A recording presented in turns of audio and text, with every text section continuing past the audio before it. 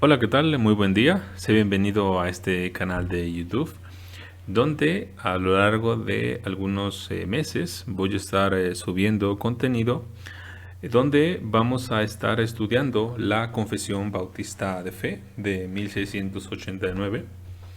En caso de que no cuentes con un ejemplar, lo cual a veces es muy probable debido a que la confesión prácticamente de unas décadas para acá ha tenido un resurgimiento dentro de las iglesias bautistas, principalmente en Estados Unidos. Y si no la tienes, te voy a dejar un link en la información del video donde la puedes descargar gratuitamente. La editorial que la publica es Chapel Library, una editorial que, bueno, no he leído todo su contenido, no podría recomendarla toda, pero que ofrece en general muy buenos libros sobre vida cristiana y también sobre teología y también algunos estudios bíblicos sobre diversos temas. Muchos de ellos son gratuitos. Incluso puedes comprar los libros si quieres, pero todos, la gran mayoría están gratuitos en PDF y en español y en inglés también. Entonces ahí puedes descargar la confesión en caso de que no tengas una.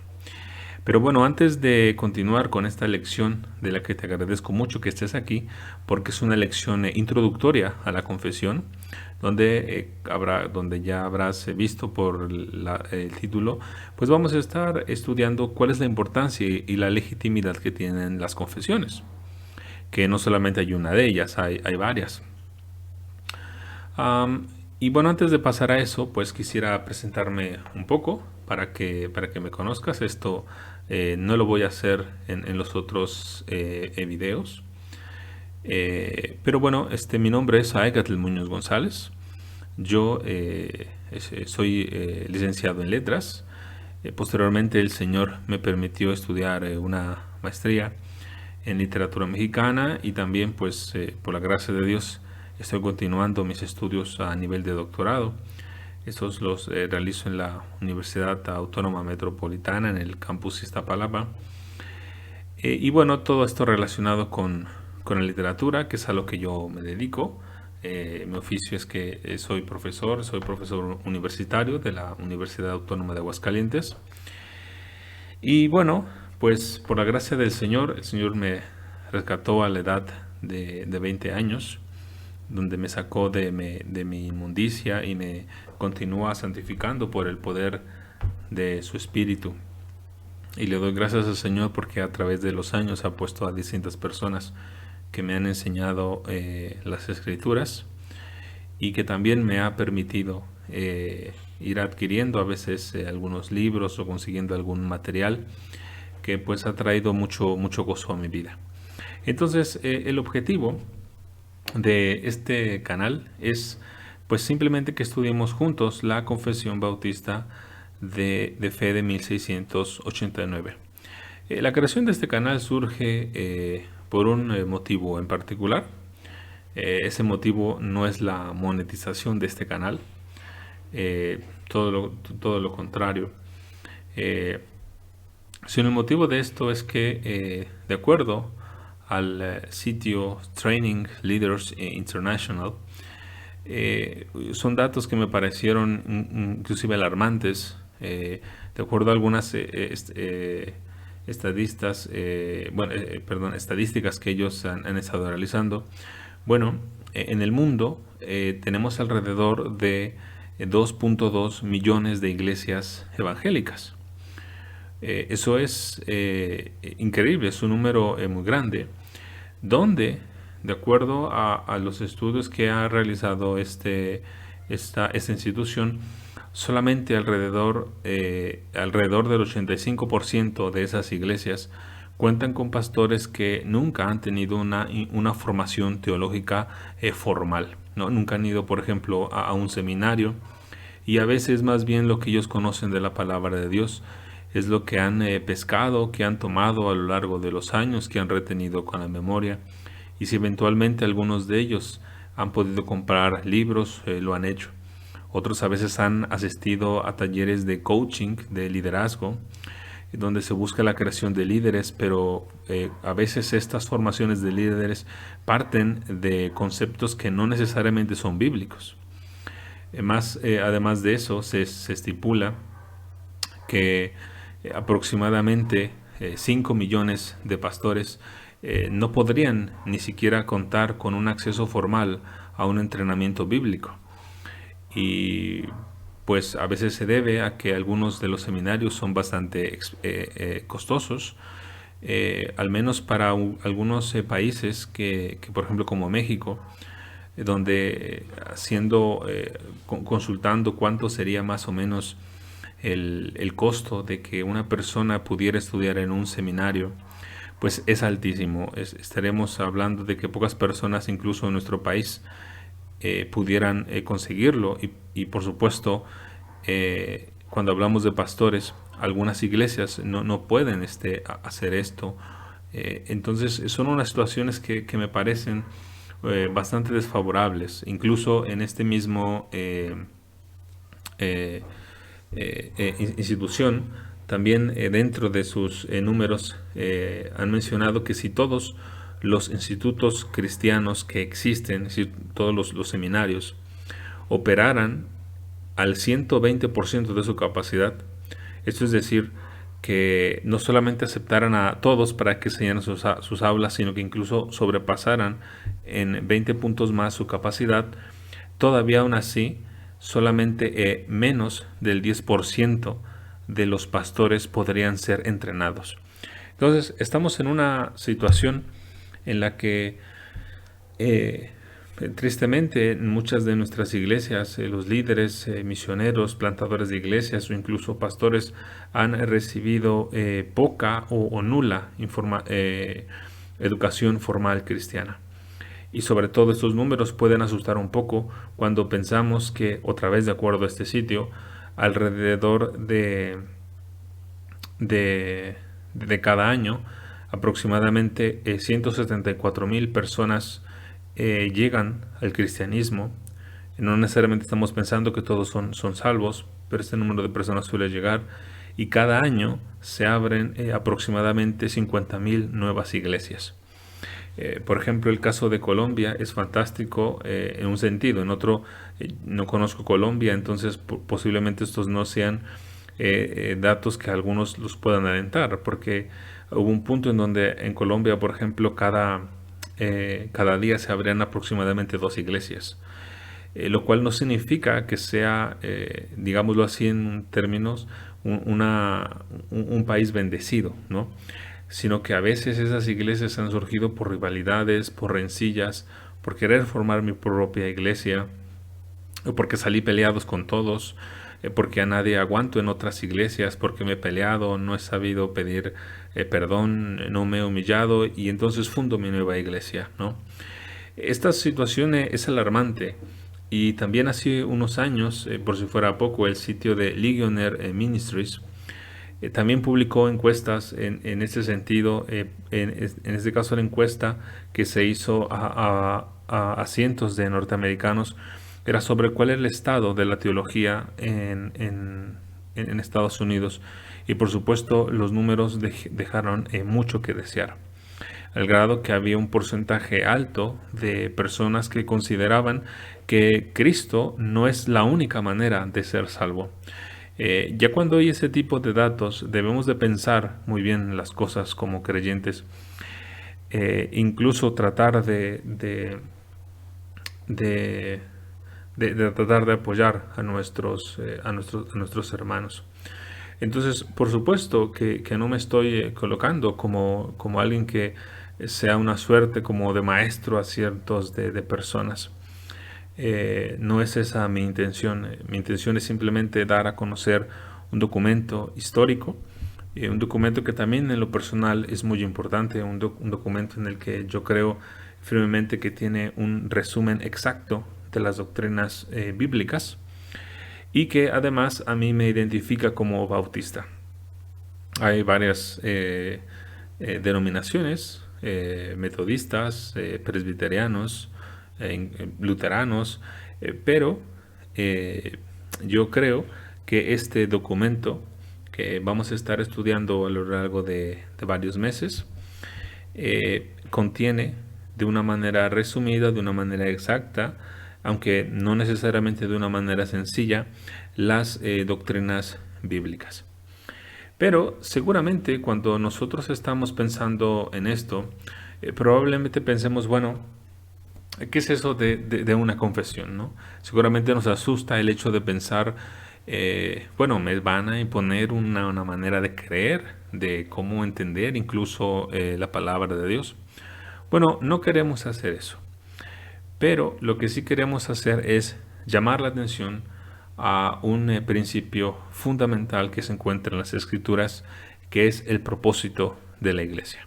Y la iglesia, de acuerdo a Primera de Timoteo 3, de los capítulos 14 al 16, dice de la siguiente manera, ahora lo tienen en sus pantallas, dice, Pablo le está escribiendo a Timoteo y le dice, te escribo estas cosas esperando ir a ti pronto, pero en caso que me tarde, te escribo para que sepas cómo debe conducirse uno en la casa de Dios, que es la iglesia del Dios vivo, columna y sostén de la verdad, e indiscutiblemente grande es el misterio de la piedad. Él fue manifestado en la carne, vindicado en el Espíritu, contemplado por ángeles, proclamado en el mundo, recibido arriba en gloria. Solo como un dato, yo utilizo la traducción de la Biblia de las Américas. Si tú utilizas alguna otra, bueno, pues está bien. Y bueno, pues la Biblia dice claramente que la iglesia es columna y sostén de la verdad. El término que se traduce como columna es el vocablo o la voz griega stulos. Y esta palabra tiene el significado o se refiere a una columna que sostiene pues un edificio. Por otro lado, la palabra sostén, que pertenece a la voz griega edraioma, lo voy a escribir aquí, edraioma, tiene bueno el significado de también baluarte, como se traduce, si no me equivoco, en la Reina Valera 60, y se refiere a la base o fundamento de una estructura de un edificio.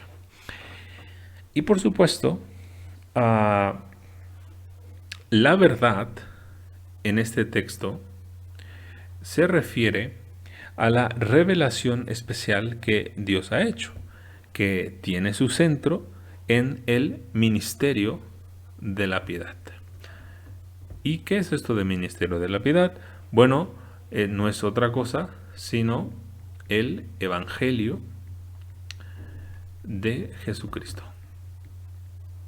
Y entonces, por supuesto que Pablo no lo dice en esos términos, pero no lo dice a continuación. Él fue manifestado en la carne, bueno, aquí en Cristo, vindicado en el Espíritu, contemplado por ángeles, proclamado en el mundo, recibido arriba en gloria, ¿no? Por eso la presencia en nuestras ediciones actuales de los dos puntos.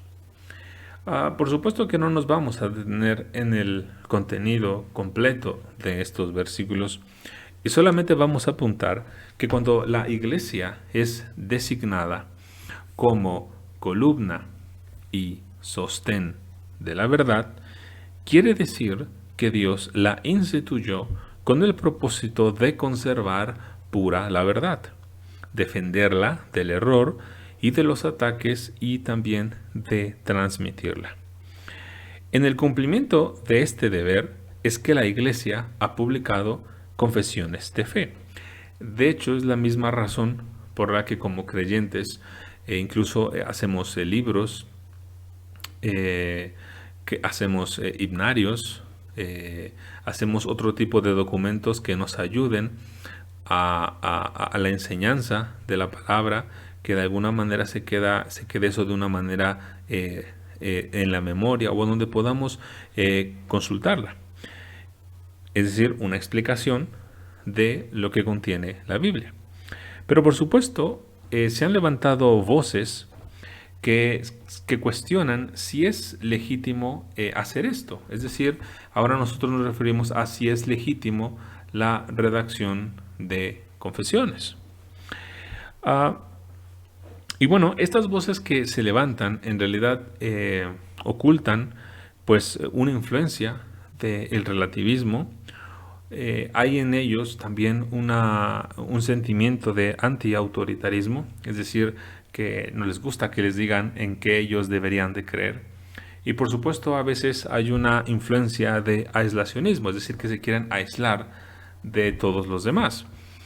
Ustedes seguramente saben que por supuesto una iglesia que se aparta, que deja de tener comunión completa y total con cualquier otra iglesia, o incluso un pastor que censura libros, simplemente por el hecho de censurarlos, no porque realmente él esté convencido de que lo que ahí se encuentra esté incorrecto, sino simplemente censurándolo todo, y que solamente sus explicaciones son las que valen y las que son fidedignas. Bueno, estamos delante de un gran problema. De este modo, hay dos objeciones que son bastante comunes en contra de la escritura, de las confesiones o de los credos, o también de los principios de fe. La primera de ellas es la famosa: ningún credo sino la Biblia.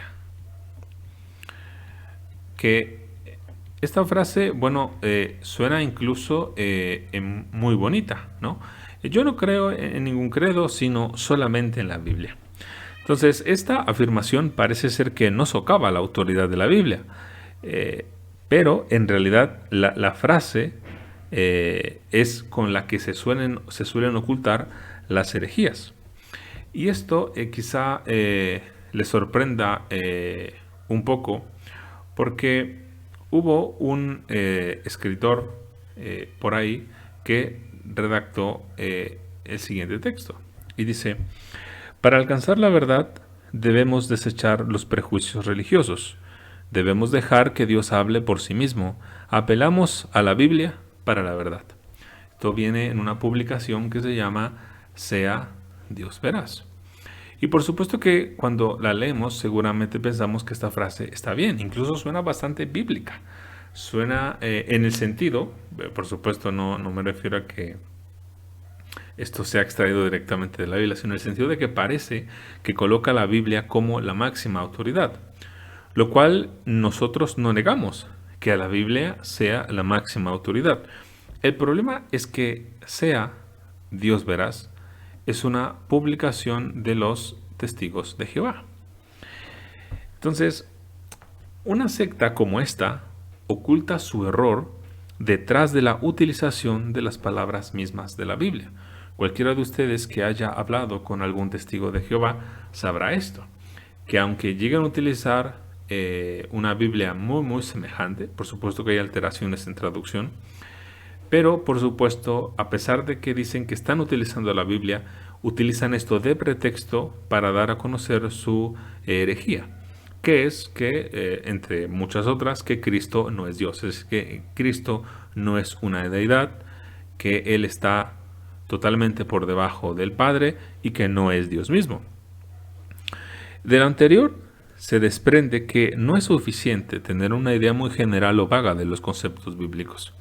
La historia de la Iglesia, de hecho, nos ha enseñado que una sola palabra fuera de lugar puede hacer mucha diferencia. Por este motivo, los redactores de las confesiones de fe históricas son el producto de numerosas sesiones y también de años de esfuerzo realizado por los hombres. Algunas de estas confesiones tardaron varios meses, varios días, y varias personas, a veces decenas, se reunieron hasta que todos estuvieran de acuerdo en lo que se estaba redactando. Es decir, no fue la redacción de un hombre que dijo: a ver, voy a escribir una confesión y tan. De hecho, esto sería incluso hasta peligroso si esto incluso se hiciera. Pero las confesiones de fe históricas más bien involucraron a numerosos hombres que tenían conocimiento de la Biblia y que no quisieron redactar algo y no dejarlo pasar hasta que todos estuvieran de acuerdo en las palabras que estaban utilizando y cuál era el significado de esas palabras. Hay doctrinas, por ejemplo, sobre las que no ha faltado por discutirse ningún solo texto de la Escritura. Muchas veces cuando se presentan algunos debates en torno a algunas doctrinas, a veces parece ser que alguna persona ha llegado con un nuevo argumento o trae algún versículo que parece ser que nunca ha sido considerado, pero no es cierto. Detrás de la escritura de las confesiones estuvieron todos los textos siendo analizados para afirmar lo que se estaba afirmando. De este modo, los redactores de las confesiones trataron de exponer y definir con mayor precisión posible y apegados a la Biblia las doctrinas que se encuentran en las Escrituras.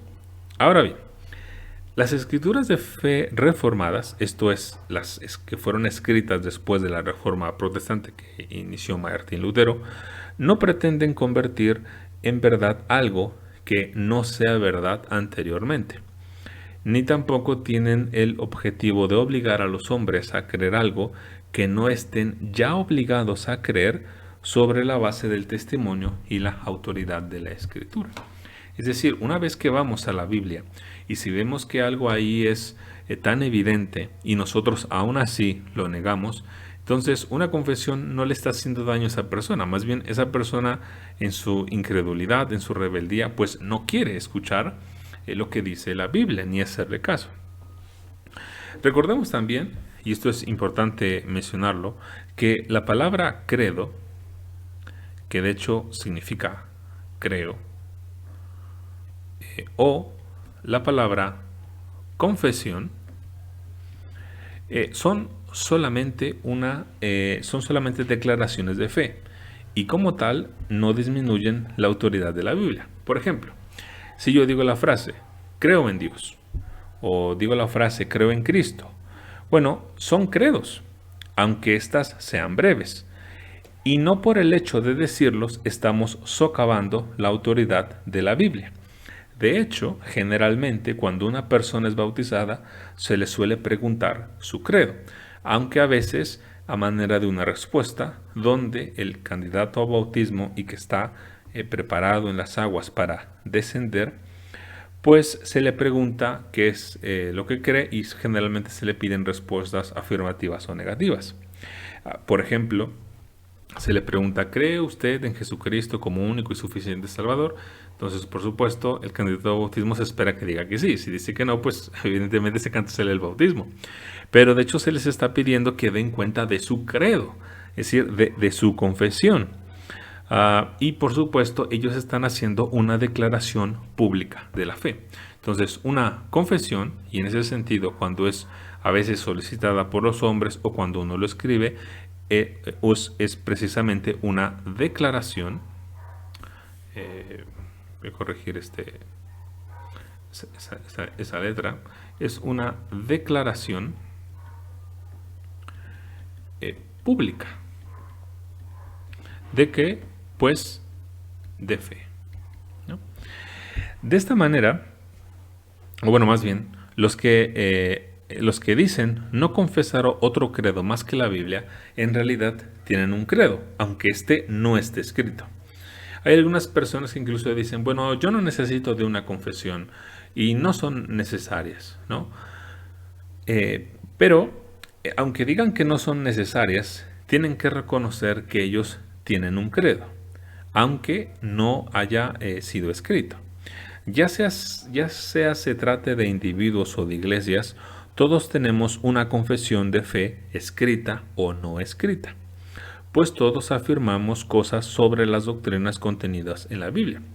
Por ejemplo, si hiciéramos un pequeño examen, todos tenemos una idea sobre Dios, sobre cuál es la relación del hombre con Dios, quién es el hombre mismo, qué es el pecado, qué es la gracia, qué es la justificación, por nombrar solamente algunas de ellas. De esta manera, los cristianos no pueden ser catalogados entre los que no tienen una confesión y los que sí la tienen. De hecho, es más peligroso tener una confesión, es más peligroso no tener una confesión de fe escrita. Piensen en esto, si una confesión, en ese sentido, una que es escrita, pues esto es una declaración pública de fe. Pero, suponiendo que no es así, vamos a señalarlo de otra manera, suponiendo que es una confesión no escrita, Bueno, en realidad no hay ninguna posibilidad de saber qué es lo que cree esa persona. ¿Por qué? Porque su confesión no está escrita, porque lo que cree no está escrito. Es peligroso tenerlo porque no está expresado esto de una manera pública y por lo tanto esa confesión no escrita no puede ser sometida al escrutinio, a la evaluación o incluso a la crítica pública. Es decir, no es posible evaluar lo que creen ni ver si lo que se cree es aprobado por las escrituras. Con todo, a los que están preocupados porque las confesiones minen la autoridad de la Biblia, pues aquellos que somos confesionales tenemos a la Biblia como la base final de la fe y de las prácticas cristianas, no nuestras confesiones.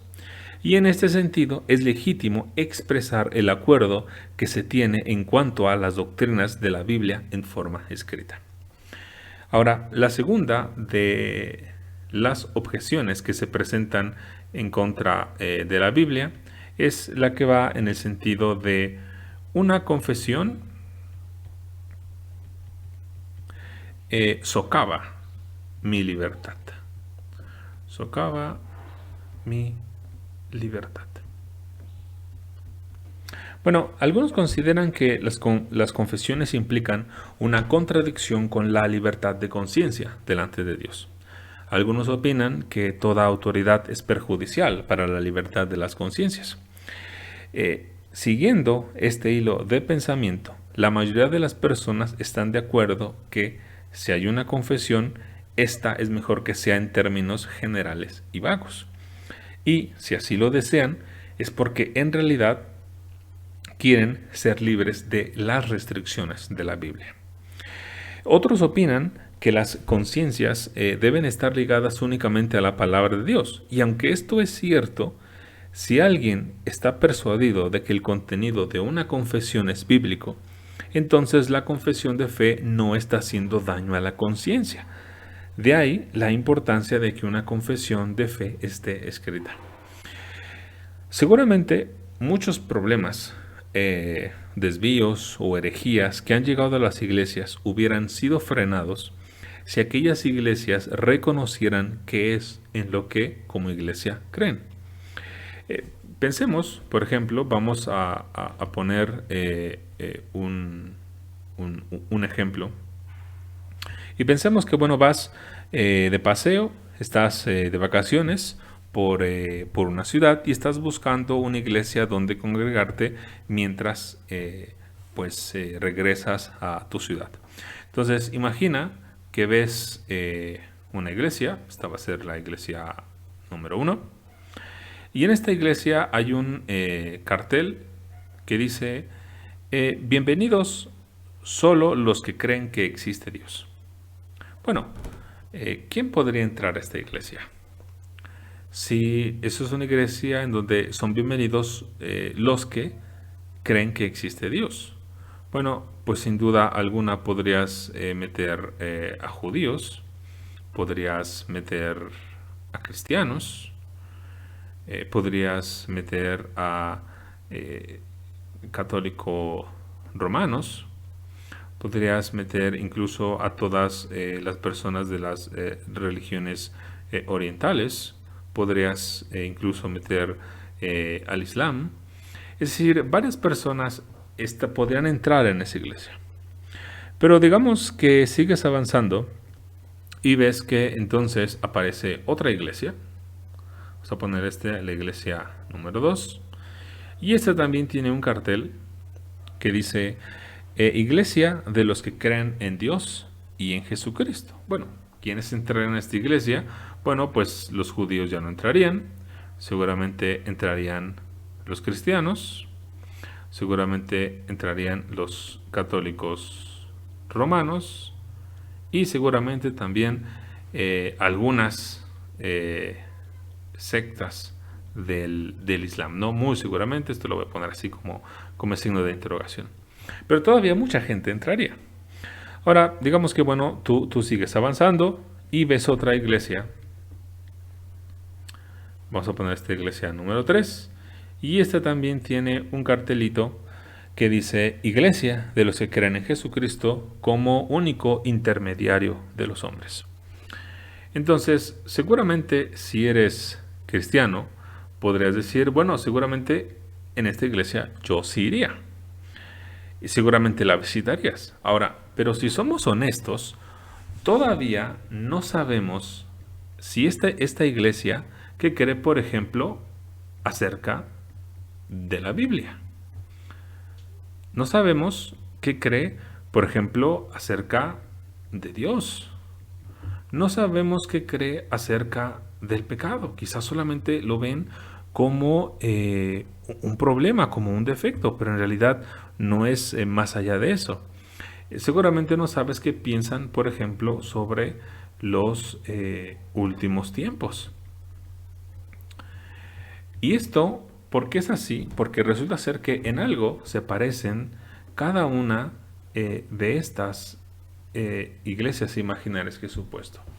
Y esto se debe a que cada una de estas confesiones, aunque son públicas, son bastante generales. Es decir, comentan muy poco en lo que creen y todavía no es posible saber qué es lo que realmente creen sobre otras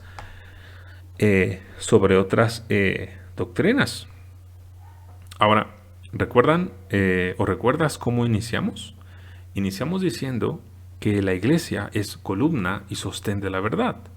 Si esto es así, una iglesia débil doctrinalmente será una columna débil. Enfrentaría ataques constantes de los enemigos de la verdad y generalmente no sabrían qué hacer o tristemente llegaría a cerrarse. Si el propósito de la iglesia es conservar la verdad, defenderla y transmitirla, quiere decir que es importante lo que ocurre dentro de ella y lo que se predica dentro de ella y lo que se enseña dentro de ella. Porque de lo contrario, ¿qué pasaría? En cuanto más general sea una confesión, piensa que este es el más y piensa que este es el menos. Como sabrás, aquí hay toda una serie de personas que en lo interno nunca van a estar de acuerdo. Siempre van a estar peleados los unos con los otros porque no hay un acuerdo en común. Entonces, por supuesto, aquí los problemas saltarían. Aquí también habría. Seguramente no los mismos problemas que acá, pero también habría. Y por supuesto aquí. Porque no sabemos esta iglesia qué piensa acerca de la Biblia, de Dios, del pecado o de los últimos tiempos. Entonces, hay que tener mucho cuidado porque hay ocasiones en donde varias iglesias a veces se reúnen y se unen a veces para formar instituciones más grandes, pero a veces el gancho para unirlas es hacer una confesión de fe, una declaración de fe, o a veces pueden ser llamados principios de fe, que a veces son muy generales.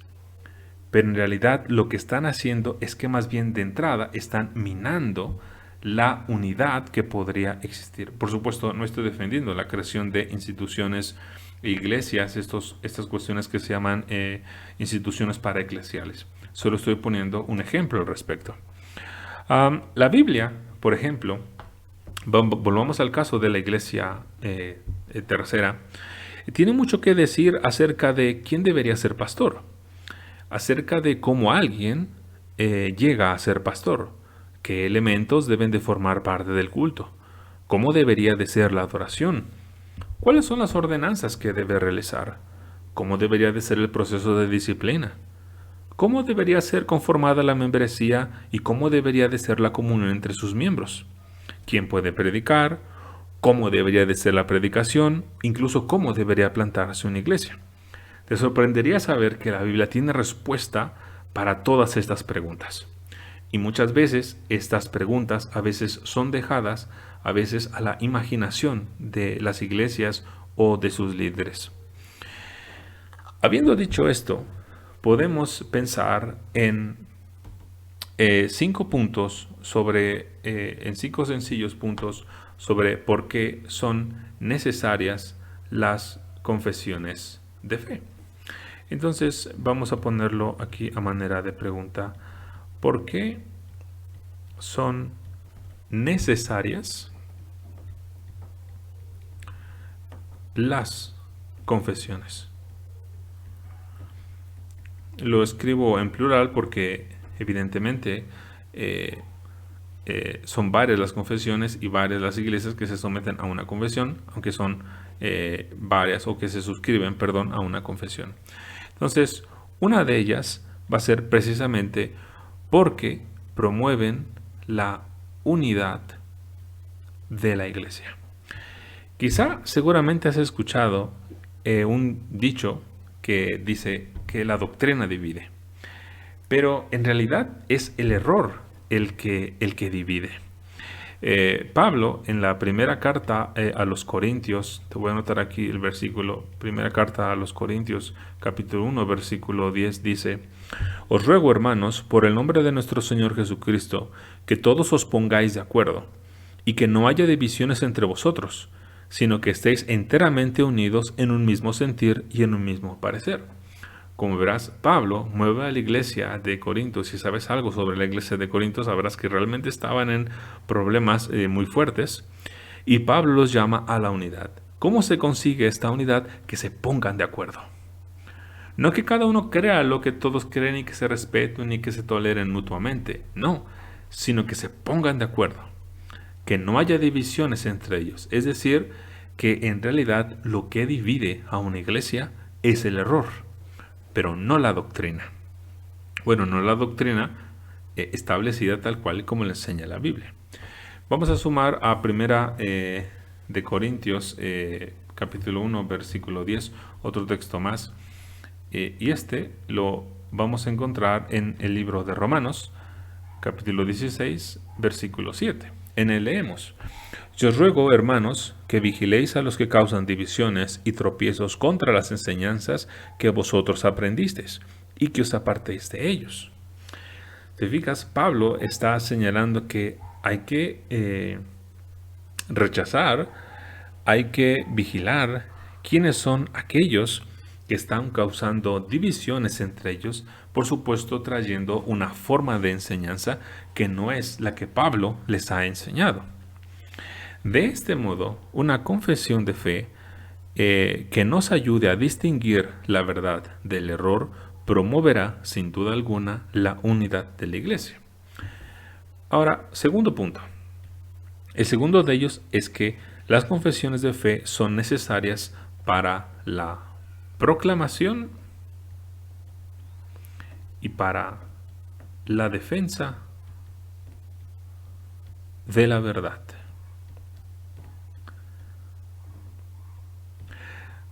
Dado que la iglesia es la columna y baluarte de la verdad, esto no se puede hacer a menos que se defina con precisión los contornos de esa fe por la que debemos contender.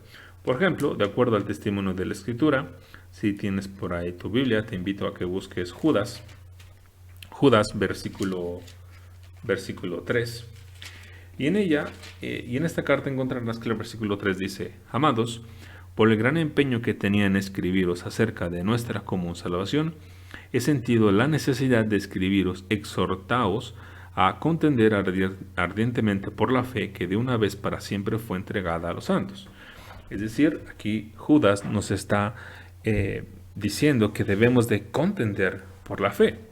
Pero ¿cómo vamos a contender por la fe, por la verdad que nos ha sido entregada, si no hay contornos específicos para esta verdad? Esto, por supuesto, es importantísimo, porque, por supuesto, si nuestra verdad no está en cierto sentido precisada, pues no sabremos qué es lo que estamos defendiendo. Voy a poner un ejemplo. Hace algunos años estaba yo en un grupo de jóvenes como maestro de escuela dominical, y en alguna ocasión me sorprendió platicar con uno de ellos que en su búsqueda de conocer más acerca de la Biblia, pero por supuesto por una búsqueda personal de Dios, donde él buscaba conocer más de él, donde buscaba apartarse de los pecados que lo estaban aquejando. En ese momento en que él estaba buscando ayuda, por supuesto que se le hizo fácil buscar videos, documentos en internet, y por supuesto llegó a textos, por ejemplo, de los adventistas del séptimo día. Él no notó ninguna diferencia entre lo que ellos decían y entre lo que él había escuchado por años o lo que había creído por años. Esto, por supuesto, debe de a nosotros alentarnos, sobre todo si tú que estás escuchando esto eres pastor, porque eso quiere decir que si tenemos alguna persona así dentro de nuestra congregación, eso quiere decir que para ellos la verdad no está claramente,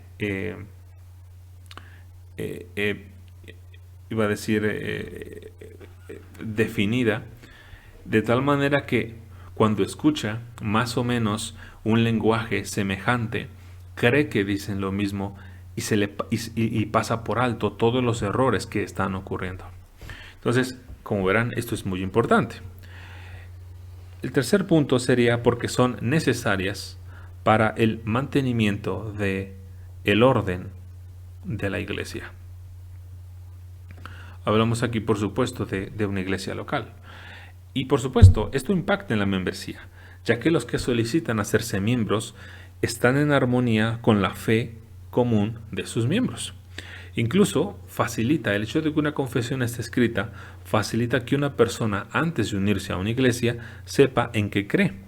Y si hablamos de membresía, también una confesión provee una norma doctrinal concisa para ser utilizada en la disciplina de la iglesia.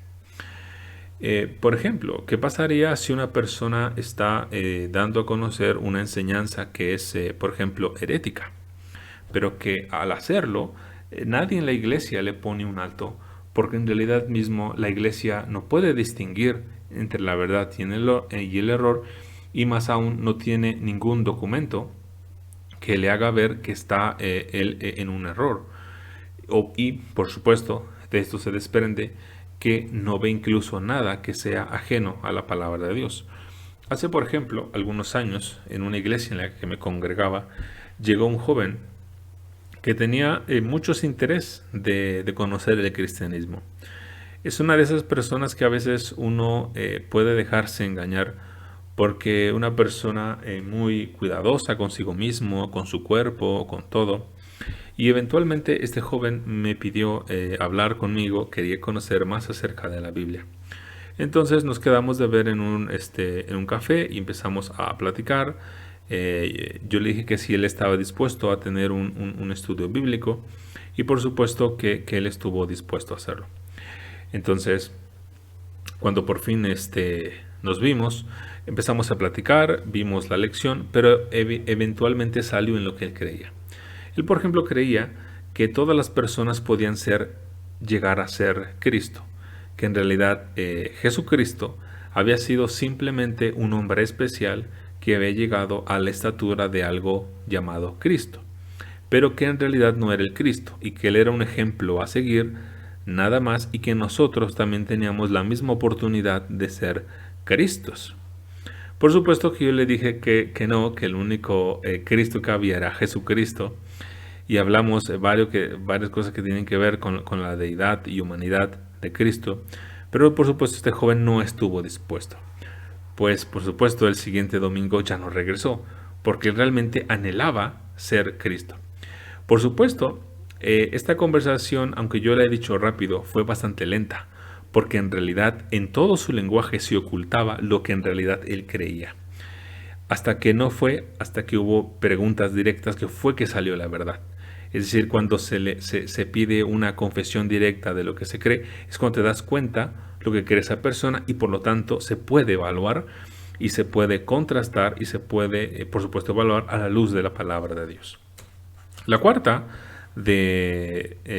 de estos puntos es porque son necesarias para la evaluación de los ministros de la palabra. Quizá no hace falta mucho que decir de esto, más que con una pregunta, y la pregunta sería esta: ¿Pondríamos a alguien en el púlpito que diga, que solamente diga, creo la Biblia, pero que en realidad no podemos evaluar qué es lo que cree? Bueno, pues la respuesta es negativa. Y el último de estos puntos es que las confesiones contribuyen a un sentido de continuidad histórica. Es una manera de saber, en otras palabras, que la iglesia en la que nos reunimos no es una anomalía histórica y que no somos los únicos que han creído de esa manera. Esto, por supuesto, impacta y contribuye a la estabilidad y al bienestar personal y espiritual de sus miembros. De hecho, esto es fiel a Efesios 4:11, donde leemos, y Él, es decir, el Señor, dio a algunos el ser apóstoles, a otros profetas, a otros evangelistas, a otros pastores y maestros. Ahora, pero, ¿cuándo el Señor dio a estas personas como dones a su iglesia? ¿Los dio solamente hoy? No, los ha dado a lo largo de los tiempos, ¿no? A lo largo de los tiempos han existido numerosos maestros. Entonces, por supuesto, son varias las confesiones que existen. Están, por ejemplo, las que fueron creadas en la Edad Media, o más bien desde el siglo I, por ejemplo, como el Credo de los Apóstoles. Ese es muy utilizado, muy repetido por los presbiterianos. De hecho, voy a hacer una broma, pero prácticamente no eres presbiteriano si no sabes el Credo de los Apóstoles. Que es un resumen muy exacto, muy conciso de lo que tiene que ver con el Evangelio.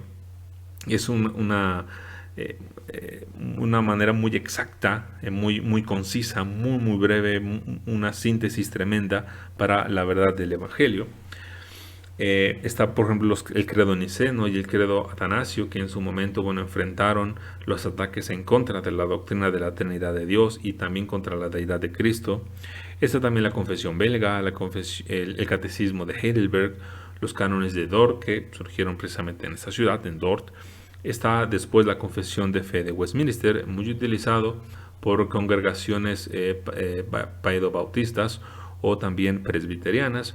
Y por supuesto la confesión bautista de fe de 1689. Solamente para dar un apunte muy breve acerca de esta confesión, acerca de la confesión bautista de fe de Londres de 1689, que a veces vas a encontrar que en algunas ediciones colocan 1644 y 89.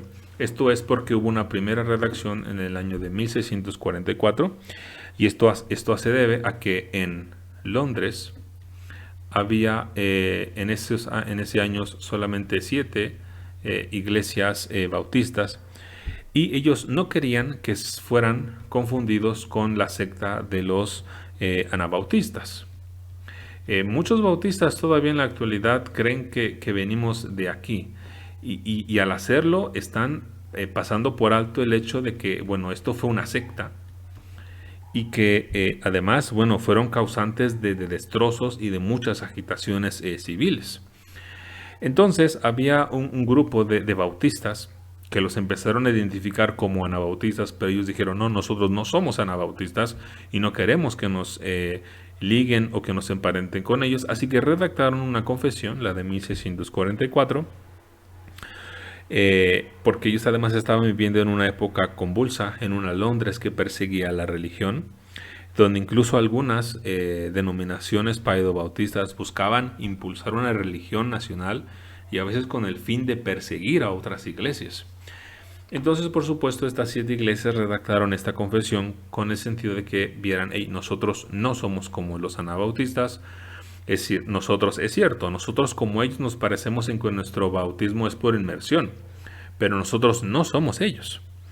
Y pasado el tiempo, luego de que se permitiera la libertad de creencia, que de hecho fue en el año de 1689 en Londres, pues los bautistas redactaron una segunda confesión y con el fin de mostrar su continuidad que había entre las iglesias congregacionalistas o las iglesias y las iglesias paedobautistas, es decir, con paedobautistas me refiero a los que bautizan niños, pues tomaron la Confesión de Westminster y la Declaración de Saboya, pero por supuesto mostraron que había algunas doctrinas en las que tenían un entendimiento diferente.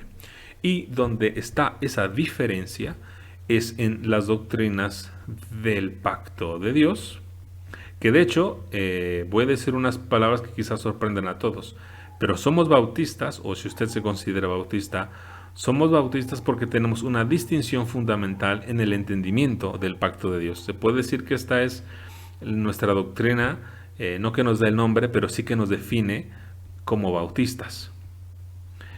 Por supuesto, había diferencias con respecto a Westminster, no solo en la doctrina del pacto de Dios, sino también en la doctrina de la iglesia. Y por supuesto, si tú eres bautista, entonces sabrás que también esta confesión marca la diferencia en cuanto al bautismo. Los bautistas creemos que solamente un creyente puede pasar a las aguas del bautismo. Y por supuesto, esto se desprende de acá. Ahora no me voy a detener en eso. Se lo voy a dejar para después. Esto, recuerda, es solo una introducción.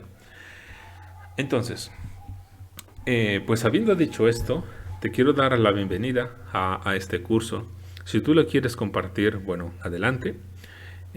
Por supuesto, voy a estar, puedes tú en los comentarios hacerme alguna pregunta y en la medida de lo que pueda y del tiempo y lo más rápido que pueda, pues daré una respuesta. Muchísimas gracias por haber escuchado esta introducción. Muchas gracias porque me acompañaste hasta este momento y te voy a pedir que descargues la confesión en el sitio que estoy colocando y que por tu cuenta la leas, revises los versículos con los que se va citando la confesión, de dónde está esa enseñanza contenida. Te invito a que la vayas conociendo, la vayas leyendo. En la editorial que te comento, donde la puedes cargar fácilmente y gratuitamente, bueno, tiene un pequeño panorama histórico de esta confesión. Y también te voy a colocar otro link donde puedes conocer también parte de la historia de esta confesión, pero hecha por el teólogo Renningham, donde bueno, vas a conocer las últimas actualizaciones que hay con respecto a la confesión bautista y lo que sabemos de ella y de sus orígenes. Estoy seguro que ambos textos te van a animar mucho como creyente, sobre todo si eres bautista, y que empieces a reconocer cuáles son las raíces de tu fe y por qué somos bautistas. Como verás, esto a mí me entusiasma demasiado porque realmente la confesión bautista de fe me gusta mucho, y cuando tuve la oportunidad de estudiarla, para mí fue una maravilla. Y bueno, mientras tanto, ve y sirve a tu Señor, alábale, ora, lee la palabra, ora la palabra, y deseo que estés muy bien, que el Señor te bendiga. Hasta luego.